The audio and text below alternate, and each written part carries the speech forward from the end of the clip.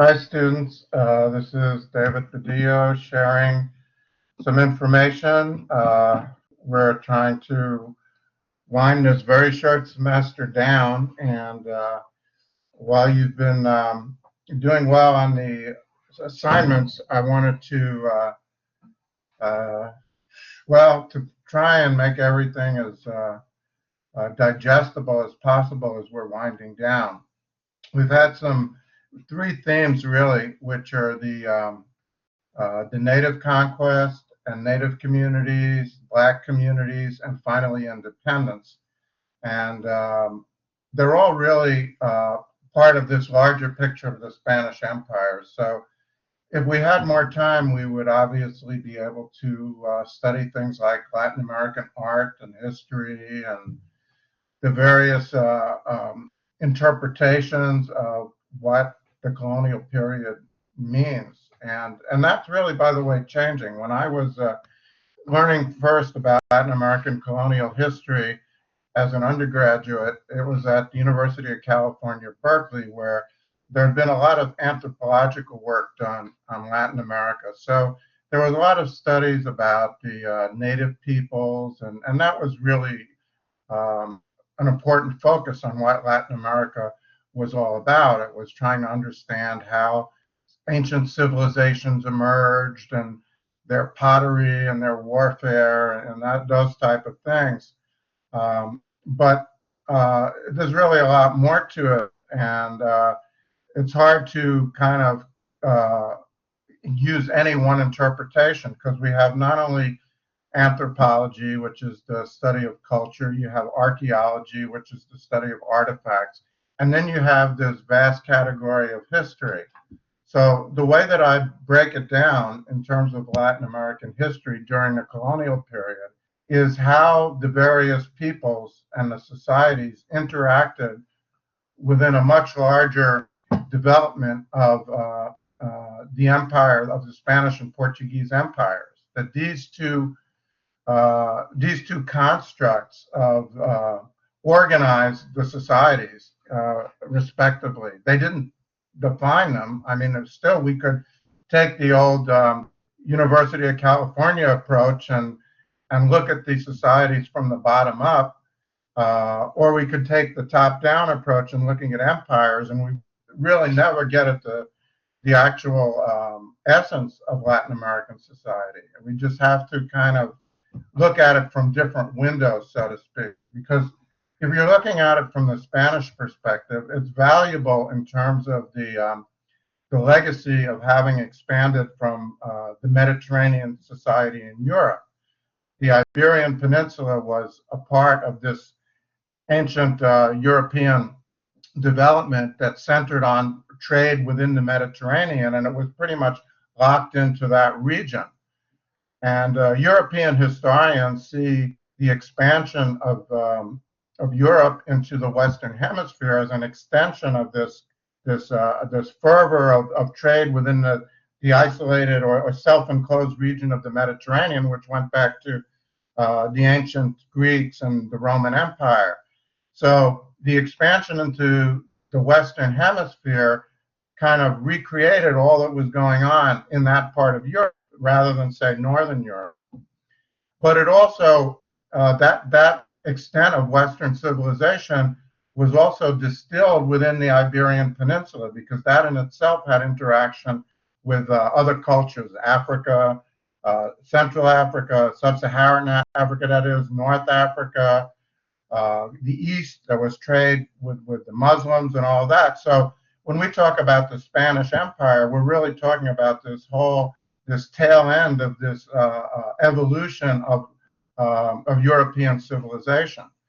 And that's superimposed on this other community structure, which is the native empire. So when the first assignment, we were merely looking at the interaction of native structures as they existed before the coming of the Spaniards with this imperial military implant, just transposed right upon it, and it was very different.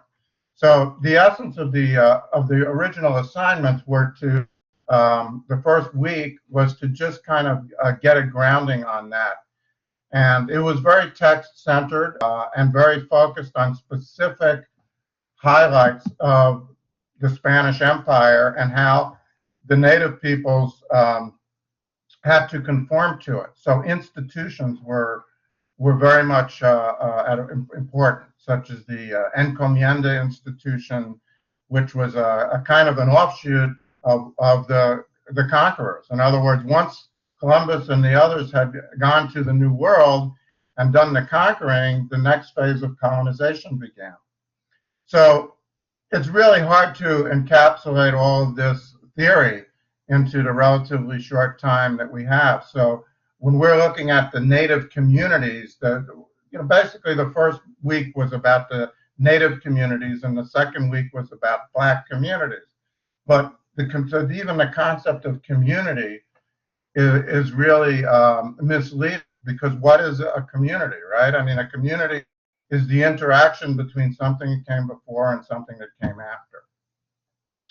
So what I was asking you to do, and what I'm asking you to do as we finish up, is to do the best you can as far as excerpting the major themes and trying to, and maybe it's an impossible task, but trying to filter through your analytical framework some of the major points from the readings in a way that makes sense. And of course, it has to make sense to you, not just to somebody else who's reading it, and it has to make sense to your classmates. So the goal was to understand the structures of communities within this larger empire, and to be able to, just handle it in some way. So it's a tall order, I'll admit. But those of you who submitted assignments on time and who you're working through, and even those of you who are a little behind, I think it's a manageable task, but I wouldn't want you to be intimidated or to be shortchanged as far as what the meaning is. For instance, my comments are designed to get you to focus as much on the text as possible. Not because the texts are perfect, but because they offer us like a lingua franca, that we at least know what we're talking about, the same thing. For instance, if we were to talk about the conquest of the indigenous peoples or the process of slavery from just a casual viewpoint, yeah, we could spend a lot of time critiquing the morality of it. And indeed, at the time, there were vast discussions that went on among European nations about what was going on with the conquest of the Indians.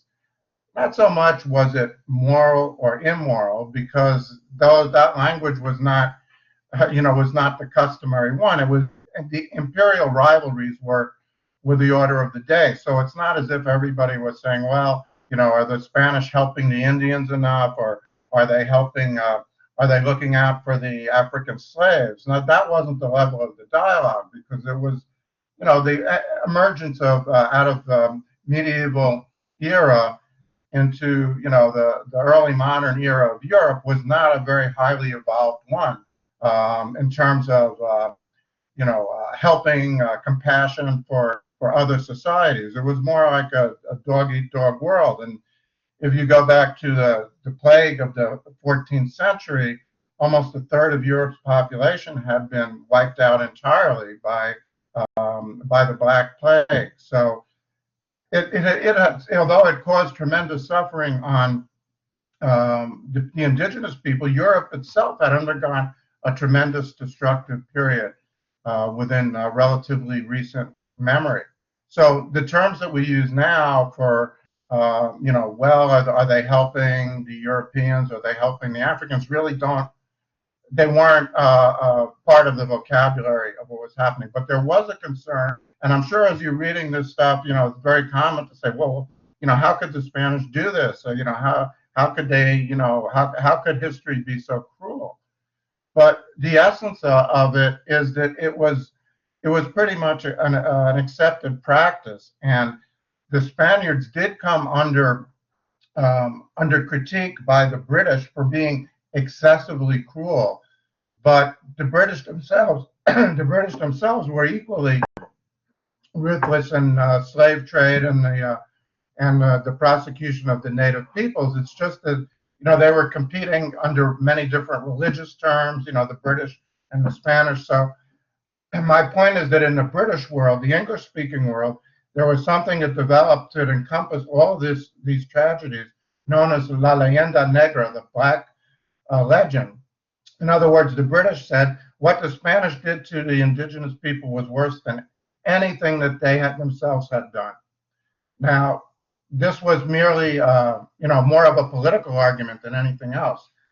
But it goes to show you that, there was a kind of a nagging sense that there was something wrong when all the native people were dying of disease, when the African people were being enslaved. But in terms of a contemporary recognition of that, it was not what we would think of today. So the whole context was very differently. So when we're looking at this, I think it's more important. And when I was studying Latin American history, slavery was taught not at all in a matter-of-fact way, but it was done in a very detailed way. In other words, to discuss what exactly was it like in the daily life of a slave. And the same thing, I guess, corresponded in terms of natives. But in Native Americans, I should tell you, it's not really the persecution of Native Americans was not discussed within the framework of traditional slavery. That was more, the encomienda system was more of a medieval survival.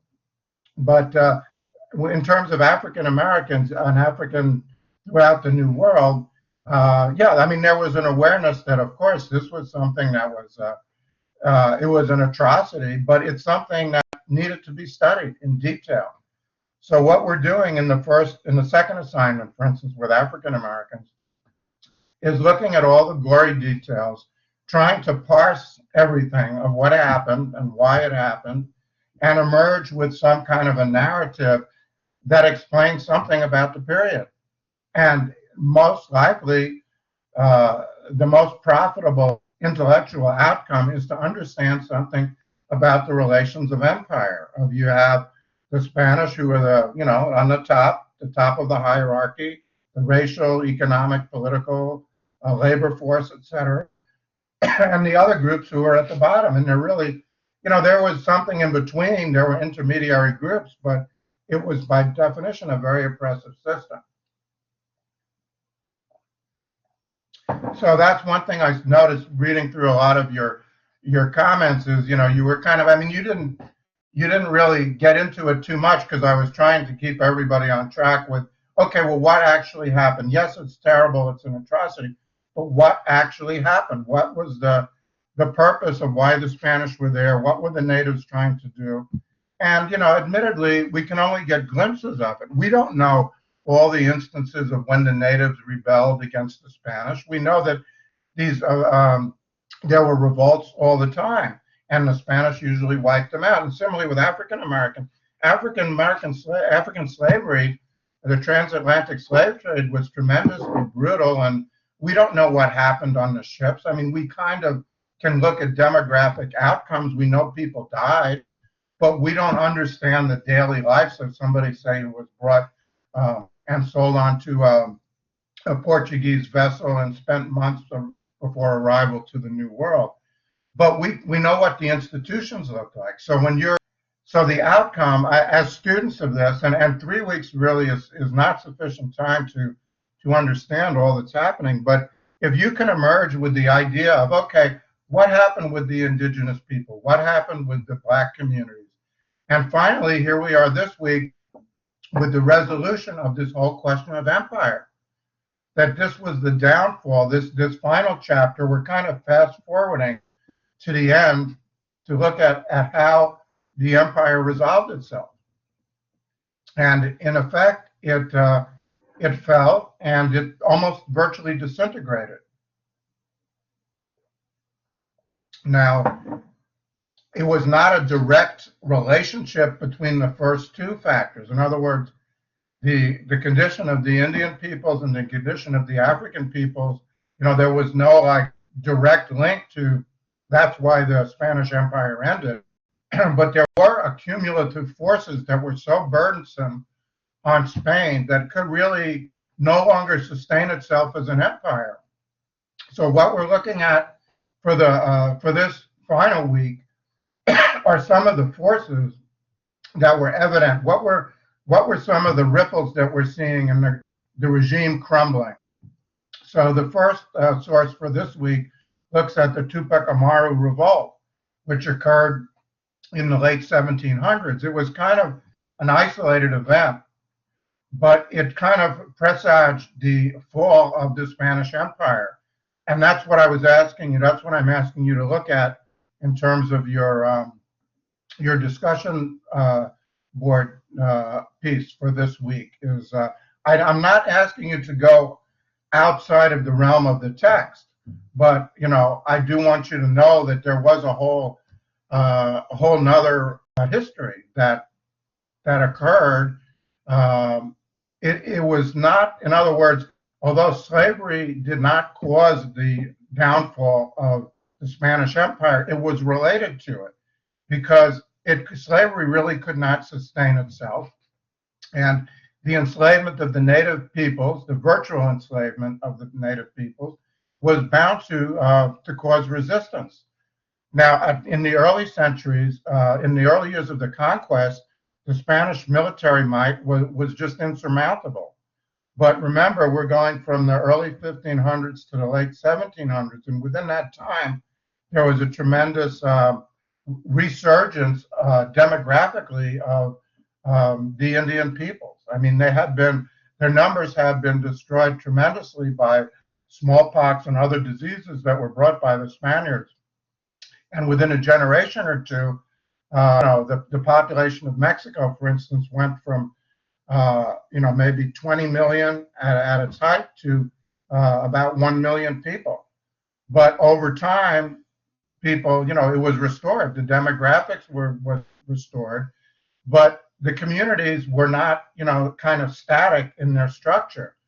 Instead of just having an Indian community that was self-sustaining, over the centuries, you have the Indians mixing with the Spaniards, mixing with the Africans, and the whole constitution of the people changed. So it was no longer simply Spanish, and natives and Africans. There were all kinds of castes within that system, and there was a new people that emerged from this terrible thing called the conquest, which had these terrible demographic consequences. But and the emergence of this is what is now Latin America. But throughout the period that we're studying, this was all a colonial regime. I mean, there were no independent countries. Latin America was broken down into various components of captaincies, what they were called captaincies general, viceroyalties. Broad segments of Latin America were parceled up and made to report to Spain. They did not have native governors. They did not have native clergy for the most part. Most of the ministers were from Portugal or from Spain in their respective colonies. So it was a continued system of subjugation.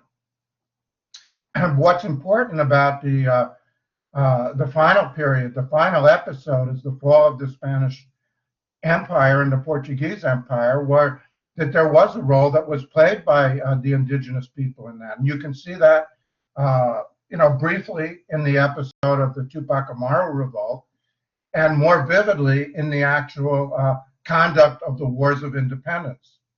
So, the Tupac Amaru was the prelude, and, the last reading, the paper assignment number 6, was the actual just implosion of the Spanish regime. And it was brought on by an independence movement that was led by Latin Americans. Now, Simón Bolívar was what we would call a Creole. In other words, he was born in Latin America, but he was originally of Spanish blood, whether pure Spanish, it doesn't really matter. Primarily Spanish. He wasn't a mestizo or mulatto. In other words, he wasn't part of this whole process of race mixture directly, but everybody in Latin America was really part of it. But he had one of the leaders. There were leaders of aspects of the independence movement in Latin America who were indigenous. There were some who were black, some who were mulatto, some who were mestizo, various mixes. But the outcome was that the Spanish regime was overthrown militarily, and these hundreds of years of oppression, injustice, and so forth were removed to the extent that the Spanish were no longer, and the Portuguese were no longer in power. The military defeat of Spain and Portugal was very important. Portugal is kind of a different episode. You'll see from the final readings that that was not so much a military victory, but it was more dependent on the circumstances in Europe, that there were just Napoleon's invasion of the Iberian Peninsula kind of chopped off the head of both Spain and Portugal, and they were no longer really strong enough in terms of their political structure to withstand the military onslaught that Simón Bolívar, José San Martín, and the other generals in America were waging against it. Mexico too. Mexico, its independence was led by a priest, a Father Hidalgo, Miguel de Hidalgo, who was actually executed by the Spanish, but he was able to kickstart this revolution in Mexico, and it was the mantle was passed on to others. So the independence movement began roughly around 1808 with the Napoleonic invasion of Spain and Portugal, and the kind of concomitant or simultaneously rise of military opposition within the colonies. And it took, that whole time from 1808 to the early 1820s to succeed, and for the Spanish to be defeated to the point where they just, said, hey, we don't want any more of it. I mean, that's very common with empires, that empires and imperial structures exist as long as they can. And when the people at the top say, it's not worth it for us anymore, they just cut their losses and the empire is over. This happened after World War II, for instance, when the British, a tremendous imperial power, were so bogged down with World War II and the nationalism that occurred within their colonies in Asia and Africa, that they just saw the writing on the wall, and they just said, well, look, we don't really need to be a colonial force anymore. And they just kind of, re-strategized and says, okay, well, how can we benefit in other ways, since we're not going to, since all these other areas are not going to be our colonies. Well, with Spain was equally desperate. So we're looking at this scenario where, which is the end of the empire. I mean, there was an exception that in the Caribbean, Spain managed to maintain control over Cuba and Puerto Rico until the end of the 1800s. But that was just a shadow of what it was. The best way to think of the whole question of empire in terms of Spain and Portugal is that just as they added pieces on until they reached their height, once they reached their height, they little by little, these same pieces were subtracted. So you have Columbus, representative, although he wasn't Spanish, he was Genoan, but he represented the Spanish Empire. So he implanted the Spanish Empire in the Caribbean, and it gradually expanded into the surrounding area, Mexico, South America, the whole continent, and into North America. But little by little, that area contracted. And gradually, by 1820, particularly between 1808 and early 1820s, it just, virtually disappeared. It was back to the original Caribbean. That's what Spain had. With Portugal, it was a different thing, because you have to keep in mind Portugal was very close to the coast of eastern South America, and that facilitated its trade of Africans. It was a very short jump between West Africa, relatively, and Brazil. So they were able to kind of operate in their own sphere and they didn't have much to do or to worry about with the Spanish. But it was the same relationship, the same process. So how do we understand the material? Okay, so we have those things. We have the indigenous communities and black communities, and then we have this final ingredient. But I was going to say, while there was no direct connection between, what was going on in the social history of these subjugated groups, it was not to say that they didn't have an impact. They had an impact in the actual conduct of the independence movement itself, and they had an impact in terms of resisting a lot of the measures, such as forming a kind of an abolitionist movement. If we had more time and more readings, you could see how there were connections between what we call emancipation and abolition. In other words, the freeing of the slaves and the freeing of the colonies from Iberian control. And we see that, for instance, in Haiti, that when the French were in control of Saint-Domingue, which is the western part of Santo Domingo, and it was there that you have the most successful and the earliest massive slave revolt against European colonialism. And the French were kicked out of Saint-Domingue, and it became a black country. There was very little French presence after that. And that served as a model for a lot of people in Latin America. There was just the idea that European imperialism could be overthrown.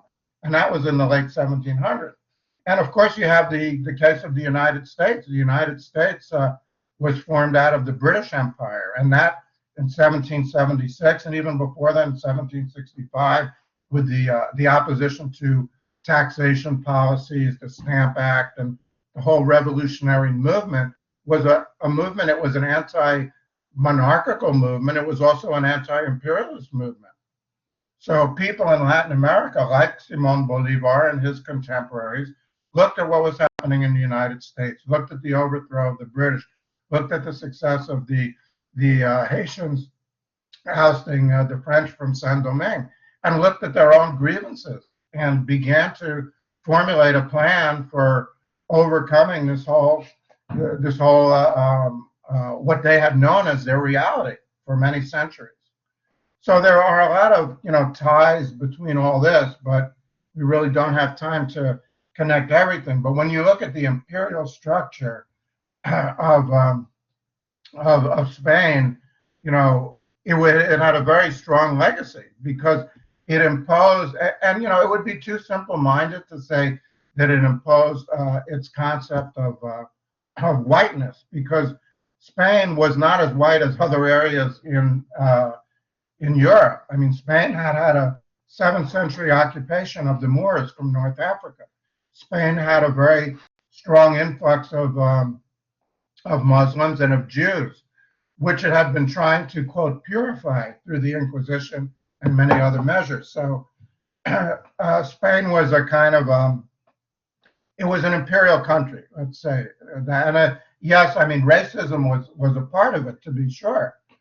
But it wasn't, but that was also the case with the British colonies. And historians who have done studies of slavery, as atrocious as it was in Latin America, see that there were many aspects of it which were actually harsher in North America. That in Latin America, for instance, slaves were able to, or encouraged to be Christian. They were, there was not the same stigma about intermarriage for many reasons, some of them practical, that there just weren't very many European women. And also that you didn't have the same structures and the capitalization of plantation slavery. I mean, you did have plantation slavery in the coffee fields of Brazil and in the sugarcane areas of the Caribbean and so on and so forth. But it wasn't it wasn't the same. It wasn't on the same scale as, say, you have in the Old South. It was different, but anyway, so scholars have kind of looked at that, and there is this idea of the black legend that still persists. But as I say, you can say the same thing about the United States, that the United States practiced the cruelest brand of slavery. But we're not really, but rather than get into, these dimensions of treacherousness of it, the extent, the depravity of it, which was certainly there, we really don't have time to, to linger on that. Yeah, I mean, I guess that's kind of what historians do, right? If you're studying slavery or the Holocaust or something, I mean, you're working with facts, and that's how you make assessments. The moral stuff, I mean, that it's kind of understood that, yeah, I mean, but the only thing that I would do, and I'm going to get finally to the grading aspect, because these things that I'm saying now, I wouldn't expect you to, they may not be self-evident, but they're also, I think, attainable within the text. But so I think there's a lot to package there, a lot to unpack about Spanish imperialism and how you can use it from your base, because most Americans do not really understand Latin American history that well because of the complexity, because of the differences of the role of the natives. In the United States, you have a lot of sedentary. In Latin America, you have huge sedentary tribes like the Aztecs, peoples. The Aztecs occupied central Mexico. They weren't nomads. I mean, they had migrated from other places, but they were pretty stable there. The U.S. frame of reference is more of a kind of a shifting populations, migration throughout the Great Plains region, and people in the United States have a different idea of what it is to have a native population. They don't consider it a huge fixed, peoples there who are not going anywhere. And indeed, that's what happened. I mean, there was a tremendous death and destruction, but the native peoples basically, that was their land, and they weren't being, kind of pushed on the margins as happened in the frontier of the West, further and further and further out. Rather, the Spanish had to develop different strategies to get what they wanted from them. So, you have these factors of mestizaje or race mixture and all that. So basically, what I'm asking you for the assignments is just to get into these major themes as much as possible, to try to not get distracted by the other issues other than what actually happened. For instance, if you get too much involved in Columbus, and it tends to be a question of causation. I mean, Columbus was basically an explorer. He did what he did, and then there were other people who were, conquerors who did other things that were similar to him or that were different or whatever. But we can't make it all about Columbus started something and it was inevitable. There's never inevitability within history, and even if there was, why put all the blame on him? I mean, there's a lot of other things that you could go. So this question of the Black legend is important, but I would just put it aside. Whether the Spanish were the worst or the not so, you would have to compare them to Genghis Khan, who, there were all kinds of empires throughout history in Asia and Africa, in the Americas itself, that you could, blame for conquest. But if you take as the assumption that the goal of an empire is to conquer, then the Spanish were very successful at it. That's just, history, right? So these are interesting questions, but for your assignments, I'm kind of asking you to just put that aside in terms of, blame and guilt and all of that, and just deal with what actually happened. So when you have your 4 paragraphs, I really want you to kind of stack it with relevant information that will move things forward as far as giving you an interpretation of how things developed, how things happen. Okay, so that's why I'm saying, yeah, you could write a sentence with a paragraph with 2 or 3 sentences, but if you only have 4 paragraphs to begin with, and you really need to cover as much as possible, why not use the whole 5 or 6 sentences, because that will enable you to make a connection there. So I'm trying to help everybody, encourage people to make as many connections as possible. And your 4 paragraphs is like a distillation of all these things that you're reading and trying to make sense out of. So that's that. So when I'm looking at your writing, I'm really trying to look at what you're where your window is, that what you're looking at, what you're parsing, and what you're trying to understand about the material, and how focused you stay on. So, but it should be consistent. I think I try and be consistent in terms of the kind of things that I'm looking for, and you know, your interpretation is something which is just going to flow from your understanding of the material. So, you know, my recommendation, as far as I was saying, most people in the United States are not taught Latin American history. So these concepts of Latin American race and color, you know, color is very important in Latin America. It's almost as important as race. In the United States, we have what's called the one-drop theory, that if anybody has any African ancestry perceptibly, they're considered black. In Latin America, it's totally different. I mean, you have a whole spectrum of people of different colors, and there are different names for these different complexions and hairstyles and so on and so forth. So for people from the United States to study Latin America, you have to undo that whole perception, as well as perceptions of what an Indian is or what a slave is. So when we're looking at the concept of the auxiliary versus the mass slaves, I mean, that's a very much, you know, yeah, I mean, you did have some of that in the United States with the house slaves and all that, but it's a much more prevalent concept in Latin America. For instance, in the Dominican Republic, we take those two instances for the different kinds of slavery that exist. In the western part of Hispaniola, you had plantation slavery based largely on sugar in what we now know as Haiti. In the eastern part of Hispaniola, in the Dominican Republic, you had a different kind of slavery, which was more an auxiliary slavery based on a ranching economy. So the Dominican Republic, therefore, had a different approach to color, race, slavery, everything than Haiti did, and it had a different avenues through the slave trade. It had different concept of blackness. For instance, to this day, Haitians are very proud of their blackness, and they, you know, it's part of their just general intuitive understanding of themselves. Whereas in the Dominican Republic, there's much more consciousness, much more of a color consciousness. And because of the way that slavery developed, there was much more, you know, unlike the very small French population, there was a larger Spanish population, much more intermarriage between Europeans and Africans in what's now the Dominican Republic. So now the Dominican Republic has a different concept of blackness, and it tends to deny it. It tends to minimize it, and that also has to do with its own history in the 20th century with dictator Trujillo, and he himself had a lot of issues about that. But whatever it is, it's very different than anything that we see in the United States.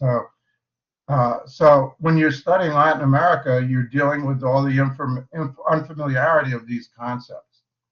And that's what I'm trying to just open up here. So how do we deal with it? Well, you know, it's internally consistent, shall we say. You know, if you use this concept of, you know, what was going on within the empire, you know, we're witnessing the rise and then the decline of an empire. I think that's one way to understand it. There's also the question of legacy. So, for instance, the final assignment asks you a little bit to think about, well, what's the takeaway from all this? What does it mean that the Spanish Empire is no more? And that's a question which was addressed by what he's known as the great liberator, Simón Bolívar, because he was a very thoughtful person. In addition to being a military leader, he had read a lot about what was going on throughout the Western Hemisphere. He knew about the United States, about the constitutional republic, about having a document, a founding document that would prevent the rise of, well, not colonialism. I mean, yeah, I mean, it would prevent that, but it's certainly not a democracy, but it's a representative form of government where people have certain natural rights, okay? Flawed as the system was at that time with the slave system. But, you know, so Bolivar was a forward-thinking person who was trying to understand where Latin America would go with all of this. And as it turns out, I mean, these various areas of Latin America materialized into specific countries, roughly along the lines of the captaincies generals that existed under the Spanish period. But it wasn't very clear that they were going to be successful, that they were going to be democratic, that they were not going to be oppressive. And indeed, you know, and this is beyond the whole framework of this course, but after the Spanish left, the area of Latin America was in a great deal of chaos. And to some extent, it remains that way to this day. So that's what Bolivar was trying to do. He was trying to kind of see how, with the Spanish out of the way, things could be rearranged to a more modern, less imperial system. And he came up with the idea of the Gran Colombia, that maybe there should be a confederation with certain countries, and he experimented with that. But within the course of his lifetime, it was not something that he could resolve. And he was worried about origins of oppression. And it did materialize. In Latin America, you did have a lot of dictatorial regimes that came to power after the gaining of independence. In other words, the countries like Mexico and Argentina were now independent countries, but they had a strongman rise. Now, I'm not asking you to get into all of that. That's another course. That's the second part of this Latin America and the Caribbean. But at least to try and get a sense that this era was over, that the conquest colonization era was over, and all of this region of Latin America was now facing dealing with the world. And that's as far as we can really get. That's the extent of the course.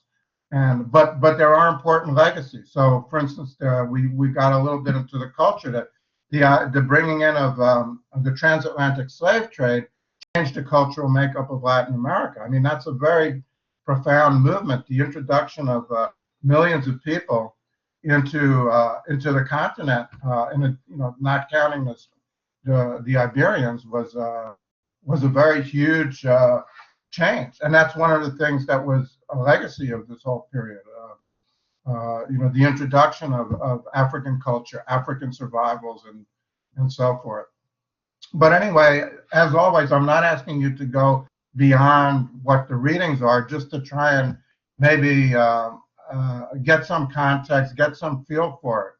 If you were to go to Latin America, you would be able to see how much the presence of the indigenous people was still evident, and the presence of African people. I mean, it's really different than the United States. And on the one hand, it goes back hundreds of centuries, but there are a lot of survivals there. There was still a slave trade with Cuba into the 1850s, 60s, and 70s. So there are a lot of people in Cuba who are very close to their African ancestry, and the religion, Santeria, the whole heritage of Africa is very alive. And same thing in Brazil, candomblé and musical forms, dance forms. So, it's hard to kind of to experience that with our lens of the United States. It's a much different culture. But anyway, and just on a practical note, there's still plenty of time to get your ideas together. And most people who submit assignments, I mean, you end up getting a decent grade. I may point you in a lot of directions, but I think I'm aware of the challenges there. But you have to kind of do your part and work through it and struggle with it. And as far as the writing component, just try and make every word count. And in order to do that, you have to kind of think about what you're saying, organize it. I mean, I use certain words like interpretation, but basically you have to have some kind of a vision of what you're trying to write, what you're trying to explore, and what you're trying to accomplish when you write. And when you're looking at what somebody else is doing at the discussion board, it's the same thing. What are they What are they trying to do? Where do you see something where you can kind of say, oh, okay, I see what you're trying to say, but maybe you can think of it this way, or another way to look at it would be, and to make your suggestion like that. These are admittedly limited frameworks, but I think everybody's capable of doing that. Now the deadline was what is it? I said Sunday, but I'm going to extend that till Monday, which is the whatever Monday is at midnight. I'll change that on the on Blackboard so that you have a little bit of extra time if necessary. But after that, I just simply have to you have to get the grades in. So I hope this has been helpful. Obviously, if we had more time, we could get into more philosophical discussions about all this material. But there is a lot to be gained by the readings, and just think of it as it's kind of a jumping off point to understand Latin America. And it is something that's very different, but very rewarding, I think, ultimately. So, anyway, good luck finishing up. Let me know if you have any questions or comments, and we'll be in touch soon.